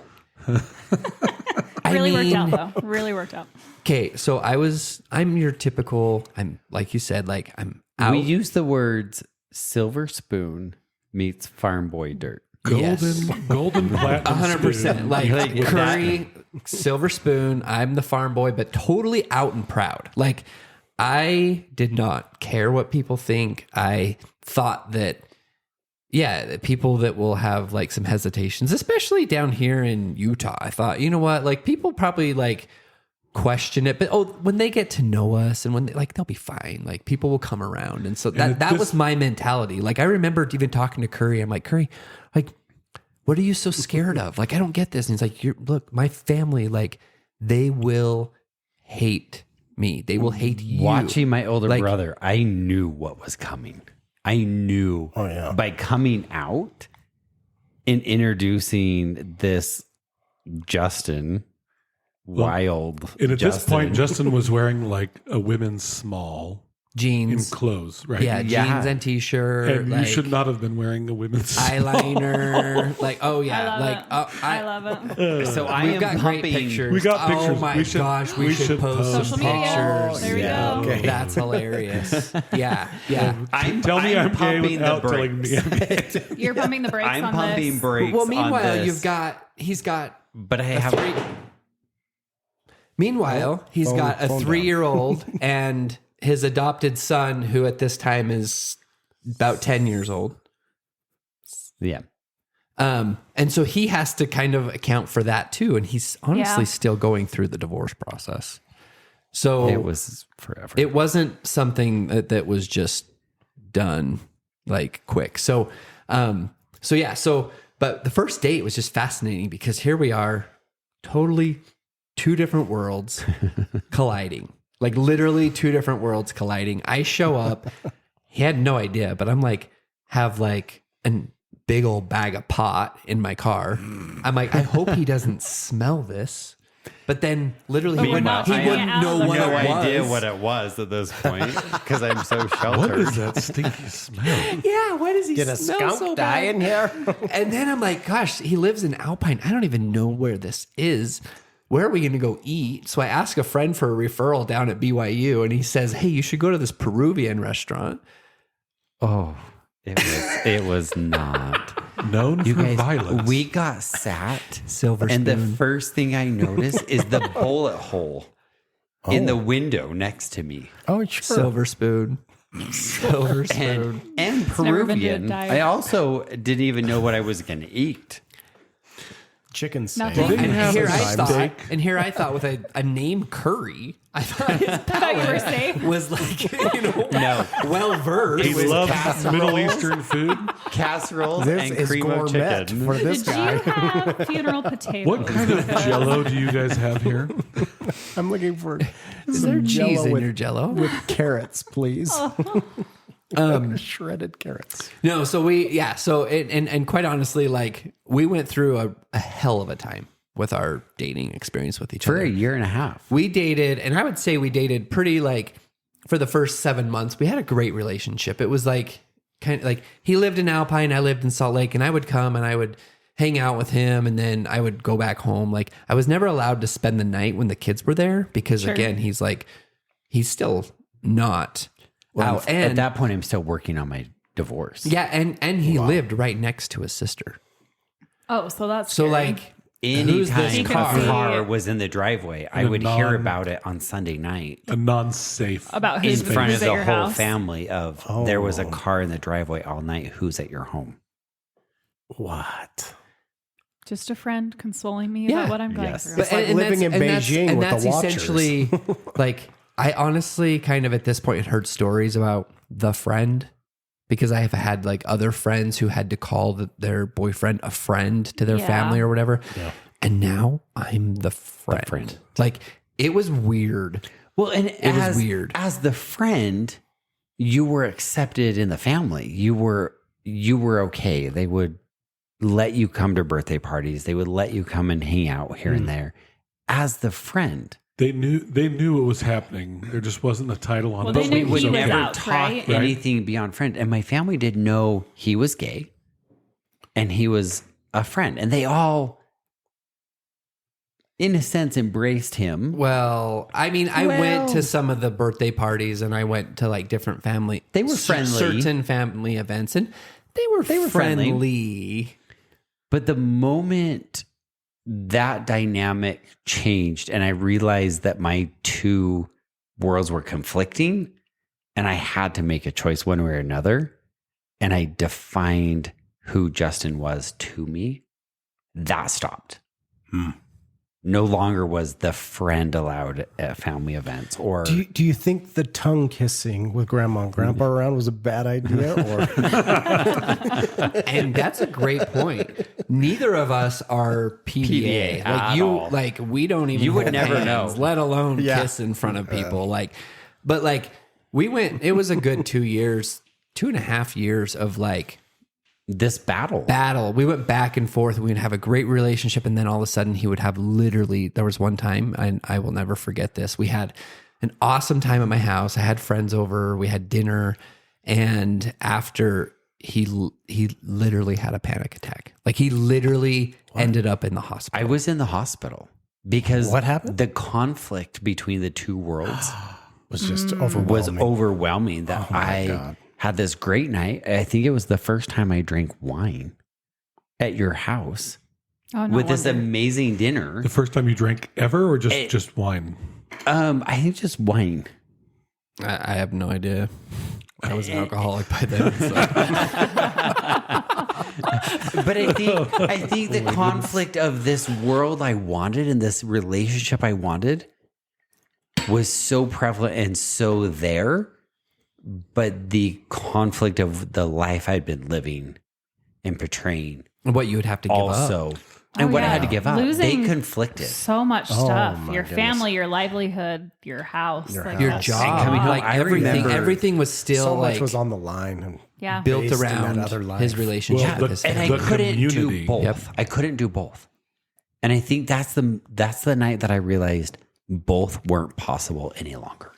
oh, wow. I had to make a choice. I had to pick one or the other, which is what caused 2 years of on and off between us Mm-hmm. and great relationships and hellish months of my conflict with this inner battle of what is life going to be like. Yeah, lots of hurt, but both ways. Like lots of hurt. I was frustrated. He was frustrated, and it was to a point where it was just like, I'm done. Like we're done. Like, and I think that's what finally got me to the point of I have to make a choice. My divorce at that point was final, and I felt like I was in a position to make a choice. Yeah. And I had to make a choice. And by making that choice to pursue a relationship with Justin and with a man and be in an openly gay relationship Yeah. and 2 kids, I felt like I was at that point finally, and I lost everything. How did that come out? For one, to your family, 2 to the ex. I remember very distinctly having a conversation with, I believe, Justin on the phone in the office, and my dad overheard. Oh. And there was a So it was conversation accidental. of almost intentional, Okay. almost wanting to intentional get caught. of I need to say this why I'm not engaging with him, but I'm engaging with Justin. And so the conversation came out. I remember talking to my mom as well a little bit later, and my dad asked, "What is this and what is happening?" And I finally just said, I have to make this choice. And I came out with it. This is who he is to me, and this is who Justin is to the kids and my relationship and my life. And I literally remember walking out of the office that day and lost everything. I lost my house. I lost my job. I lost support, my family, everything that day. And I think that was this most scary, like I'm reliving it at this moment. course, Like I remember of course. being so scared by that, but knowing I have one person that actually truly sees me Yeah. for who I am. I don't have to hide. I love that. Well, the first time you get to actually have somebody that you can talk to and you're Right. safe with. And the walls came Why would you down. give that up, right? And and I think that's the thing, that the walls came down and I could be seen, but it was so scary because I didn't even know what that life looked like. Well, yeah, because you could see a future of progress, right? With Justin, this is what I need. Of where it could But go. however, all of your safety nets that were given to you in life and told you need to have these safety nets, these insurances, if you will, Crashed. were gone. They were gone. That's crazy. And I think that's where Justin's I relationship actually was able to progress, though. We were able to kind of see each other for who we were at that point. Like once everything was stripped away, there was nothing left. Right. Like this is who we are, and this is where a relationship could actually start to build. Yeah. And I think that's where like we were like, okay, what's let's do this. Like, we're both on board. Let's do this. And so we did. And at that point, I was able to come out to my attorney and kind of talk to her. And she was like, We had to come out to your attorney because there was a lot there were of some things in drama. your divorce decree that didn't allow. We had decided, relationship. it didn't allow Curry to have a relationship, or if he did, it was me spending the nights with him on the nights that he didn't have his kids, because he wasn't allowed to have essentially sleepovers. A sleepover. With a male or a female. With anyone, with No anyone that's not a No family member. cohabitation. Yep. Yeah. And so gay marriage was not gay marriage was not like that was legal not legal here in Utah, so it wasn't even an option. Correct. So the only option was So we had to a lot of go to another conversations state to get married with her, though. Yeah, We had a lot of conversations with the attorney of like, how do we reconcile this now after 2 years of battling and getting this divorce decree? Now I can be authentic and tell you that most of this doesn't work for me. And how was the relationship? And she Was was she like, mad at you? "Oh, she was. She was like, why didn't you tell me this? I could have fought I for could you have so eliminated differently, some Stan, of these things. She absolutely she understood. totally She's did. phenomenal. She's such a great good. attorney. Yeah. Good. But yeah, so we had asked her. She's like, honestly, like, I told her, I said, I wasn't comfortable. You don't know what you don't know. I feared losing my kids. Yeah, you and so stood I to lose fought so much from more. the place that I was comfortable and familiar with. Yeah. That's the place I fought from. And now that it's finalized and I'm somewhat comfortable with this, now here's the truth. And how was the relationship with the ex at this point? Because she knew. Not good. So was obviously not it came out to her, right? Yeah. Through the Not grapevine, not or- received well. Did you send Justin over to tell her? That would I have don't been even great. remember. I don't remember how it came out to I her. It don't. came out to her, though, that we were in a relationship. There was a lot of animosity that came. She and held a the lot of divorce hurt decree feelings. over the like. Oh, I'm sure. There had to have been a lot of A lot of her hurt feelings. on her side, absolutely. too. Feeling betrayed, maybe a little bit. Like, When again, Well, going maybe to not even blame on betrayed, both but- sides. of course, that just of course, things no, didn't- for sure. Takes two. Things weren't there. Did it yeah, get, and there did was. it get worse after you came out? Like, was the relationship Oh, yeah. before you came out? No, not great, it was but then pretty got bad before worse? you it was came pretty out. bad Okay. during the divorce. It just got worse. And it got worse afterwards. And that's where the attorney Oh, was brutal. like telling us, okay, now that you're actually being truthful and authentic, here's what we need to do. So Justin and I went to, where did we go? OMG. Where did we get married? I thought you were going to spell Ohio there. So many marriages. Oh my God. Keeps track of them. That's also true. Iowa. Marriage You can number see one. why you'd forget about that. It's Iowa. Iowa. It's in the middle of nowhere. Who knows anything about Iowa? It was the closest place that it was legal of all places. All places, Yeah, Iowa. Iowa's one of the first states to legalize gay marriage. So our attorney pushed us and said, let's get you guys married. We should get married in Iowa. Let's go. So Now, were you ready for that? Yeah, she didn't push that, right? Like, So you guys were were already you talking both about ready? it? We for were that? ready Or at was this it like, point. is this a marriage of convenience at this point? That's a good question. I remember thinking, what the fuck are we thinking? Other than just if we want this to work, this is the step This you is have the to only take. way Like, to do it. Yeah. Yeah, the kinda Wednesday, backwards, but- Thursday sleepovers like weren't working. Oh, yeah. He would come down and help put the kids to bed and then have to drive back to Salt Lake Oh man. because he couldn't spend the night. Like we were trying to assimilate a family and a relationship with all of these shackles on us that we couldn't do. Yeah. No. Yeah, I remember thinking like we want our kids to look at our relationship and think no differently than what their friends think of their parents' relationship. So regardless of the shackles we have from this divorce decree, we need to provide stability for the kids. Like that was literally our forefront. That was our forefront and that was our focus. So I would literally I put would the say- kids to I would bed. argue Were that you were coming back ready. in the morning? I would be back in the morning when they woke up. He was there before they my woke up, so gosh. they never knew anything different. That he wasn't even. Yeah. So why not the sleepover at that point? You know, like Yeah. Because the I divorce get decree. it. I know Yeah. I get it, And but I'm even just so- saying, like, Right. So we when ended people up, think it through, it doesn't make sense. yeah, no, totally. We ended up getting married in June. And we did that even after we got married because Well, we tried it for a little while. We tried now that we're married. Yeah, and we it's- tried, yes. and we're done. and then We got dragged back into court because it wasn't not- recognized. it wasn't here. recognized in Utah. I wondered. And so we ended up back in court that I had violated the divorce decree by allowing him to sleep over, although we were married. But not in Utah. And did But not in Utah. did a judge side with? Yes. Your ex? Yeah. Yes. Yeah, And so Justin started sleeping in the next door neighbor's basement. Luckily, like this is why like it would be very similar to what we have here. Like I have no doubt that if that Something was still happened happening here. right now, either one of you We'll see you on the weekend. or like garage doors open, you Yeah. know, like See you later, little brother. meanwhile, you know, Do you want your eggs scrambled or fertilized?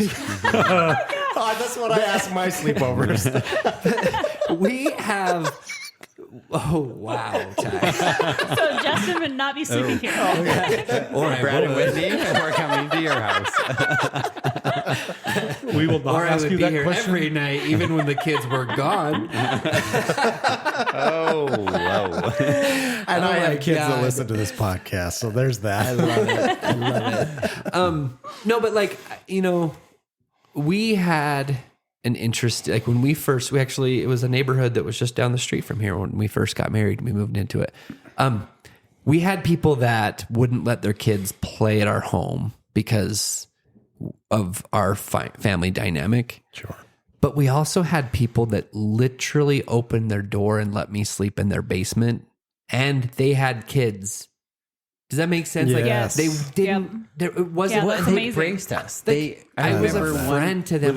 Were they I was LDS? Human, yes. See, Yes, that's awesome. Absolutely. I Yeah. remember the first That conversation. is One of awesome. our first conversations with them was when they came over and said, "We want to be respectful and we want to understand what you're telling your kids, so we can tell our kids, so they can all play together and not cause conflict between each other." That's amazing. It was That is seriously So like, amazing. So understanding. like it was incredible, and to this day we love that family, and they don't live here any longer. But it just shows you the type of people that you can be in this world, Yeah. if you will. Yes, Does that make for sure. sense? Good so- example. Yeah, yeah. So from then, at that point, 6 months later, it just so happens that the whole Utah, the gay marriage got approved here in Utah. Right. How And long after? That was 6 months later from our first marriage. And so our attorney, our was attorny like, calls you like, run out "Go there now. and you go Go get now." married. Like we literally had like a 3-day period of time. And she's like, go. Does everybody else remember that? Like, Oh, do you remember totally. that time? I totally remember. I remember. So when that happened, I was working at a hospital, and we had a provider, and so she had a partner. She was also in healthcare, and I remember both of them. They took the day off. They Yeah. were scheduled to work in the hospital. They took the day off. They went and got married, and it was one of those things. We don't know how long this is going to last. So do if it. you've been planning on getting married, or you're married in another state, go. Yep. And it was a huge It was a thing. Yeah. Because they would have to Huge grandfather those in. Yep. Yes. Right. Yes, And exactly. everybody was like, this isn't going to last. Yeah. Yep. This is going to get shut down. Right. And it was so romantic. Justin texted me and was like, "Hey, I have a lunch break. Do you want to go meet me at the courthouse?" Hey, that Oh sounds my very. gosh, that's how Brad That proposed to sounds me. very familiar. What are you doing this weekend? It was literally, "Can you meet me in 2 hours at the courthouse? We need to get married today." I'm Mine like, wasn't that bad. It was like Okay. 4-day notice. We Yeah, did. that's We true. ran down and got married Yeah. like 2 hours later. So we have 2 marriage certificates. We have one in the state of Utah and one in Iowa. Okay, It's so you hilarious. have, you have 2. And very rarely we celebrate either one. Okay. Most of the time we forget We about actually That was also the next have to. So. Yeah. And then it gets convoluted. and We forget. try. We always try to remember the first one. That's the one. That's we the main one we consider our celebrate. anniversary. But yeah, Because we did a courthouse thing in Texas, and then we did like a big wedding here. But we also celebrate our anniversary, like our first. The first anniversary. Oh, the yeah. main, Yeah. the main Yeah. one, Yeah. like right. yeah. Nice. So we just had our second one. It was the 29th of December or 28th of December, and Yeah, I totally gave you a present for that. Right. I sent you a happy correct. anniversary That is the text. date. you got one too. Yeah. So that is all exciting, and life just became normal right after that. It was just perfect. Just kidding. I'm like, well, that's going to end up pretty quick. Well, there was a lot of. I mean, I would say that it was all we lived. We were always hesitant about the kids and about the ex and about just are we living. You know, like we were always just on guard.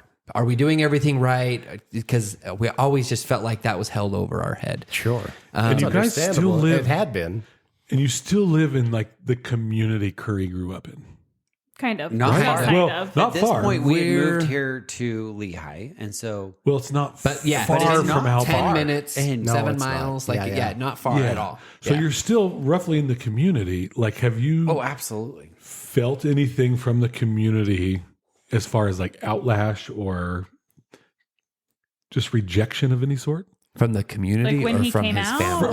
or- From the Curry's original community of the status that you grew up with your family and the I think when I came out, I understood that there was going to be a disconnect from the community. That I lost that community. Over the last few years, we've been able to kind of build relationships with some people back in that community.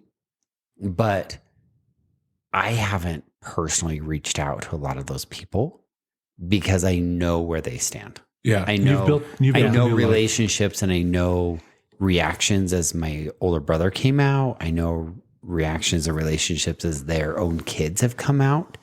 So there are select individuals in that community that we have connected with. But as a whole, I think I walked away from that entirety of my life. So And to maybe some of their defenses, and maybe not, I don't know, but I do think there is a sense of when you come out and you grew up in this community who thought that it's bad, and you thought that you were going to be rejected, you in a sense kind of project that onto everyone. Does that make sense? You kind of assume. Absolutely. You think you're being assume- rejected by everyone. Yes, and I think it's even magnified for Curry because when your own family doesn't stand by your side, why would a stranger or why would a member of the community stand by your side? Yeah. If And your I own think- family wouldn't stand by your side. Does that Totally. make sense? Yep. I think that's a good point, Justin, because I think as I walked away from the community, I also put a wall up around that community to protect myself. Yeah. Yeah. Is that the rejection was great enough from the family that I projected that onto the entire community. Sure. We've been able to break some of those walls down, and we have great relationships with a handful of people still within the community. Oh, good. And I think maybe this is just my view is maybe the community doesn't know what the family's view is on it, because if it's a family like when I grew up in, it was everything's like you said before, swept under the rug and not talked about. Right. And so it could be a community that would probably still stand by your side, but it's that you never know, especially with what your That's a own good family who has been part of your life since birth has, in a sense, given up on you.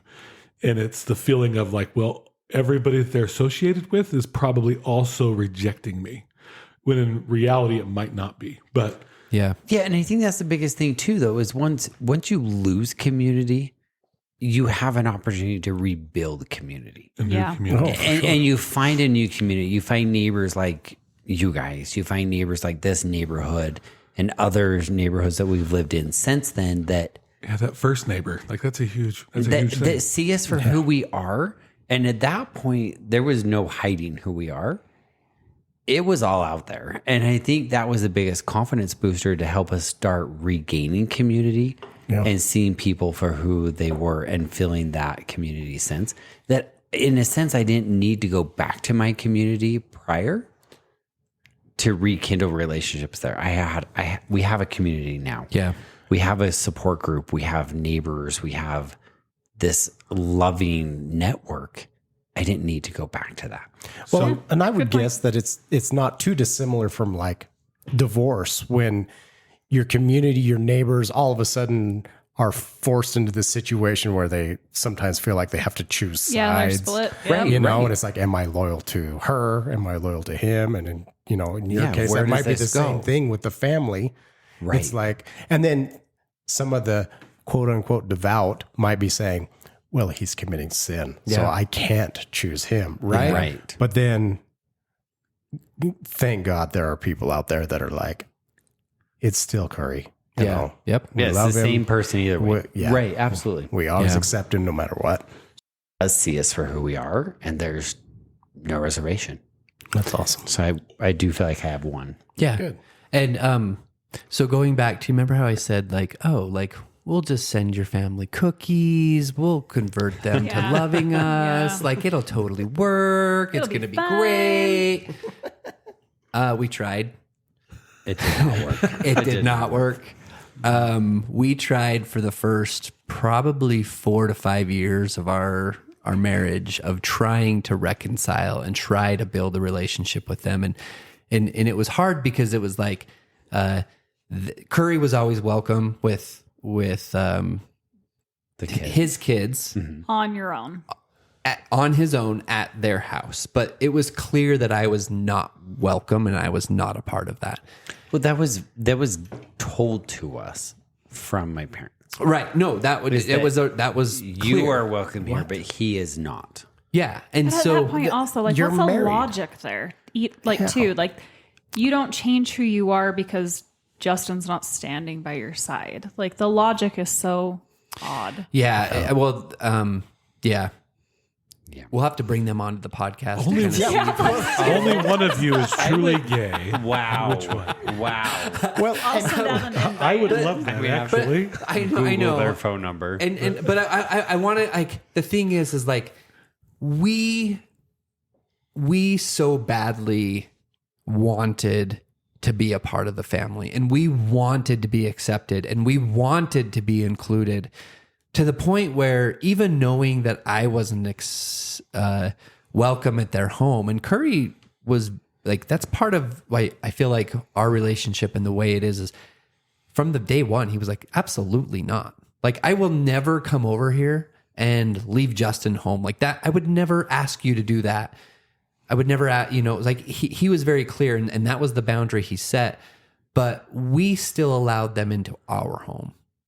And so we would try to invite them over, and we would try to include them in our kids' lives, and we would try to, but what would happen is they would show up for Christmas, and they would show up with a gift for Curry and the kids. And so You just didn't exist. absolutely. And even in their presence, And even he in- didn't exist. and then Like, it they gets- were That standing is there even in front sadder. of him, and he Inconvenient didn't truth. exist in the room.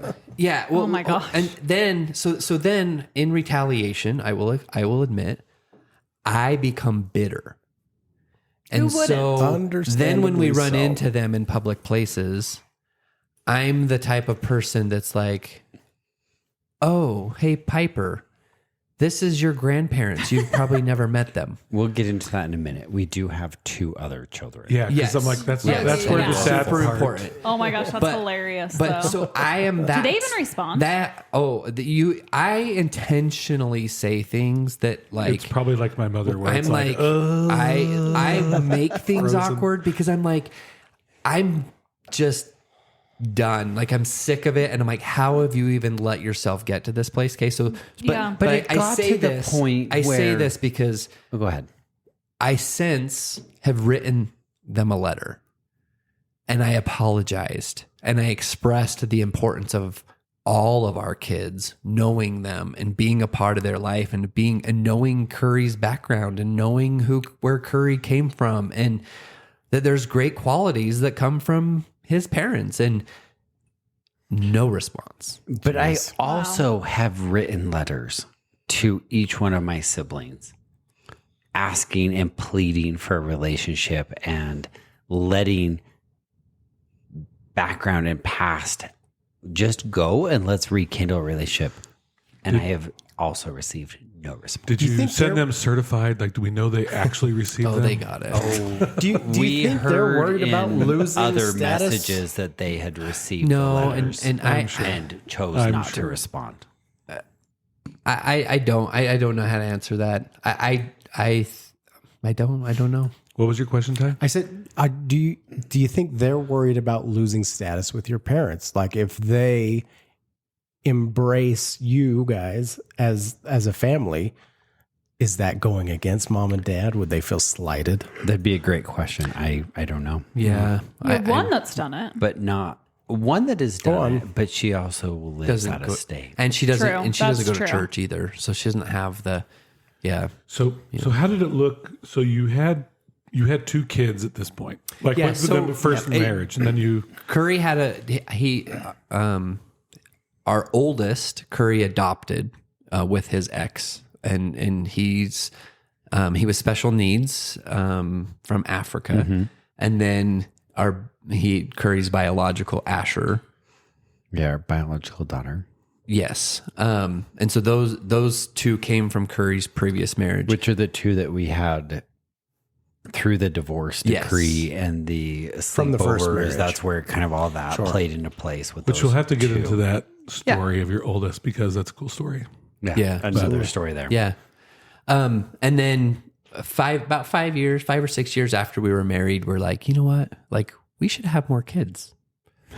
And so we tried. Like, we tried. We've been practicing, and The pop-up book didn't have this chapter. We're missing a component. We thought we were or doing it something right. here. One of you is infertile. It did not ever work. Oh, It's not for a lack of love. And so we were able to, we had done a lot of research and between, we were thinking about adoption, and then we ended up meeting another gay couple who had previously, or who just recently done used a surrogate to have kids. And so we had met with them and after going through all the different pros and cons and expenses and whatnot, we decided that going the surrogacy route was the best option for us. And so we ended up having our 3rd child, who was Piper, through surrogacy.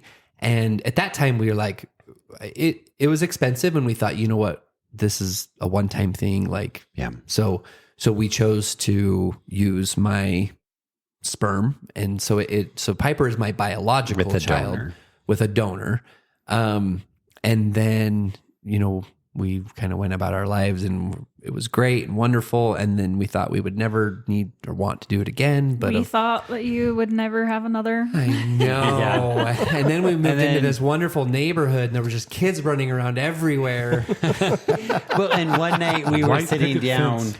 with our surrogate who came to visit. Yep. And she kind of had mentioned like she was willing to do it one more time if we were willing to do it. And we were like, absolutely not. Like, no way. We're not doing this.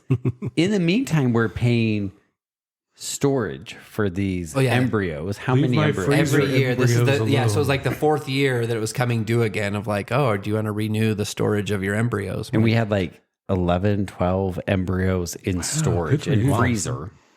Just our donor was a fertile myrtle. renewing. And we were like, absolutely not. And then a few months later, we were like, well, we prayed about it. Good. Good for I did you. not. I did not. And you're like, let's try to have 8 of them. Yeah. So get a a few TV months later, show. we ended up Implant all. thinking that this was a great option and we should do it one more time. And we ended up with our youngest, Yes. Awesome. a total of 4.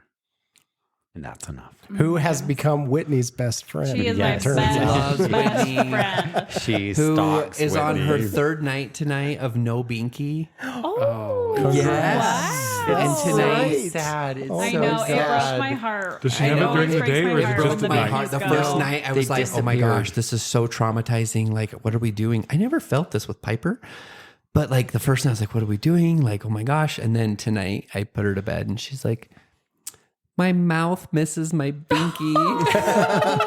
Because we just did it cold turkey. Like the what we binkies did too. Well, disappeared. we did like an event. We didn't for even the do binky. that. We didn't do the send off. We didn't do anything. We tied like 12 balloons to this damn thing, and we put it in our youngest mouth.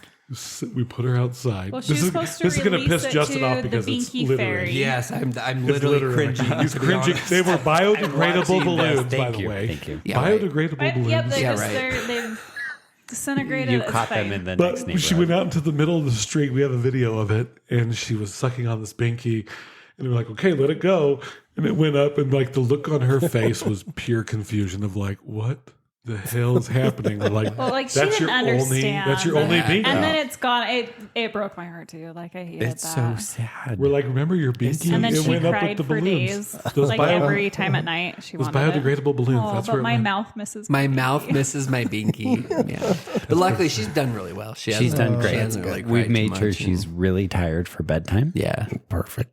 And we put her down. yeah. But yeah, so 4 kids now and figuring it out. Are there still embryos frozen? No, there is not. Not No. 10 more kids coming your way. No. We made a choice this year to discard. You Yes. guys doubled our family size, so good for you. We're doing our job. Your part. You're doing your part. I was Society. raised and I was told to multiply Environmental. and replenish the earth. And you have. Well, And So you I'm have sorry. at And least indeed- 8 more in you. my job here is done. You should have donated the other Mission embryos. accomplished. I know that could be a topic for another discussion of why we went Okay. that route, but yeah. So that's our story. That's us in a nutshell. Yeah. Well, I think we just kind of skipped over the kids. So, well, we talked about the kids, but how is the relationship with both families? With the new kids in the gay relationship? Wait. Because the other ones Are the weren't kids in a gay conceived. relationship? Well, no, but the kids were conceived. The first two. Oh, are you talking about? Okay, so how is the relationship with? Mine, very quickly, my family does not acknowledge them. The young, The two yes. youngest. My Yes. family does not acknowledge the two youngest That's where I was They kind are of missing going. out. whatsoever at all. Because it's kind of a So sad crazy. story. For example, we just had Christmas. Yeah. So previous Christmases, some kids would get presents and some would not. Right? Correct. And Like now that's- in the last couple years, there's been a complete disconnect and we don't hear from them. Yeah, let me clarify that though. There were presents for everyone Except for Justin. except for me, which is That's a- why I'm that's a still given. better. Just kidding. There were presents for everyone, except the problem is that the present for Piper was never The same. it was wasn't a it was thoughtful never the gift. same, It and it was wasn't. never the right size. It was, you could tell it was purely obligation. There was a disconnect. and at that point we just said, hey, like, no more gifts. Here's your We size don't- 6 like, sweater it's- for your kid that wears we like don't a really 24 believe we don't really believe in people showing up and bearing gifts one day out of the year. Well, Yeah, they don't even. And She they doesn't know hadn't you. seen them for 12 months. yeah.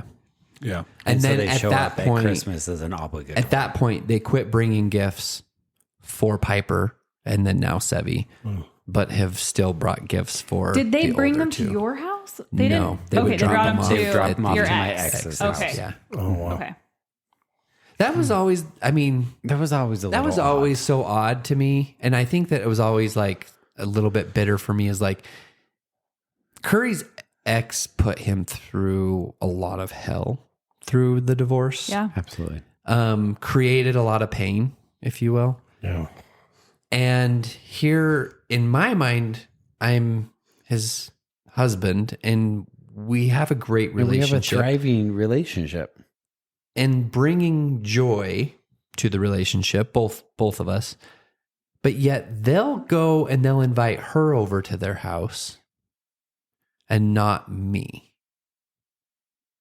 Like, it really is so Well, you weren't part Clearly, of there God's is some plan. confusing That would be priorities. actually Like, it's like so that confusing to me. I would be bitter. They're over intimidated that. because you're so hard to shop for. True. Do we buy women's clothes or men's clothes for this person? But hey, fundamentally for them, they see her as not sinning The or victim. something. Well, they can look Yeah, past the they- victim. like, that's what I great just point. don't understand is like they can look past whatever it is that they have with her, whatever, like, but they can't Yeah. with me.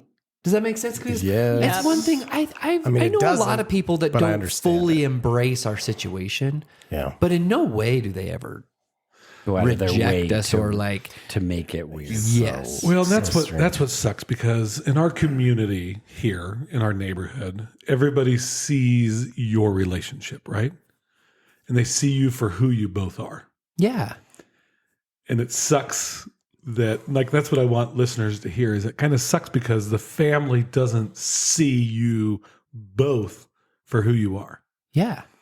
And it sucks. That's But always it sucks to see. You make the best point.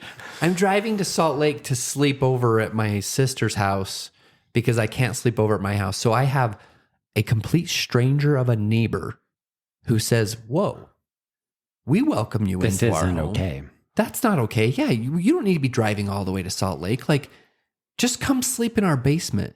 A complete stranger. It's awesome.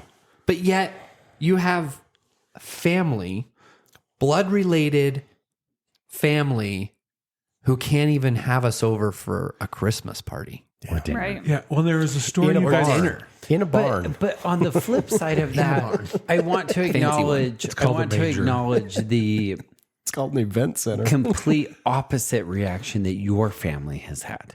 Absolutely. Your family has never, from day one, distinguished my kids, your kids, his kids, any of that. It has been a complete embrace of me, Jamin, Asher, Piper, Sevi, all of us from day one. There's been no distinction. It's been open arms, complete opposite. Which is why I think it's hard for me to fully understand why his family is doing that, because I know the capability of a family that is doing the opposite and is choosing love. And I think that's been one of the biggest things that we've had to deal with in our relationship is the reconciliation of choices, family choices, of how they react and how they respond to our families responding to our family. Yeah. It's a good point. But I think that's the biggest thing to acknowledge here is that there are different approaches and different ways. And your family has chosen love and acceptance and seeing us for who we are and our children for who they are. That's amazing. I mean, it truly is, I think, amazing to at least have some family that can embrace who you guys and are. his family became my family. Right? I love that. Yeah. So if there's a lesson to be learned from this episode, it's be the neighbor Embrace. that allows strangers into your basement. I like it. I like it. We're going to turn that into a shirt. Not great advice. Maybe acceptance and love. Public service announcement: do not do that. Hey, stranger, pick my basement. Ty, we'll find you someone. Okay? We'll find someone to stay Wow. in your basement. Oh, I need to celebrate 2 anniversaries too. Let's find her. Or him. We don't know at this point. Choose Yeah. love. Well, now- Choose love. Let's choose. So now you guys are both out. You're married. You're living the best life, right? Yeah. Yes. Yes. Like that. That's, Yeah. I mean, that's the success story here. Honestly, it's at a the life. at the end of the day, right? It's 100%. live your We'll take life it. to be happy. It's you don't one second regret living who you truly are. Yeah. It's a life I always envisioned, I always wanted, but I never thought was possible at a very young age. I never thought this life was going to be possible. I think that's I the just biggest never thing. did. We never knew the level of happiness and life Yeah. could exist. Yeah. Well, and look at you guys being kind of like role models for the next generation, because you guys get stopped, right? Like still, because you have kids, and even still, that's not. I mean, it's not that it's abnormal, but it's not. It is. It's not unique. as common. Yeah, it's unique when For a we're gay walking couple to through have an kids. airport and someone stops us and says, "Wow, like, Oh, thank yeah. you for being visible." Like it does stop us almost in our tracks too. Of like, wow, we didn't even see that. Like We're just we're Living just life. living. Yeah. We're just living, that. and Yeah. we Love have it. we had someone stop us not too long ago in an airport saying thank you for being visible. Well, that's what I love about powerful. this neighborhood is like the Tipsy neighbors here were 5. But the community we have in our little community, we have 23 homes. But we do events in the neighborhood. You guys started the events and everybody came out. Everybody's supportive. It's awesome. It's an awesome community to see because I mean you Absolutely. don't see that It's the everywhere. most At least embracing thing ever. At least that's a stereotype I have, is that's not seen everywhere. I agree. But this Right. neighborhood has just been absolutely amazing for everyone here. Yeah, Right. I agree. Right. Love it. So we're here for you. Yeah, I think thanks that's the for biggest sharing thing your is stories. finding community, finding where you belong and where you're accepted, and finding community. If your family doesn't accept you, Get tipsy with your neighbors. with your neighbors. And sleep in their basement. And sleep in the basement. And on that note, Oh, we're done. See you next time.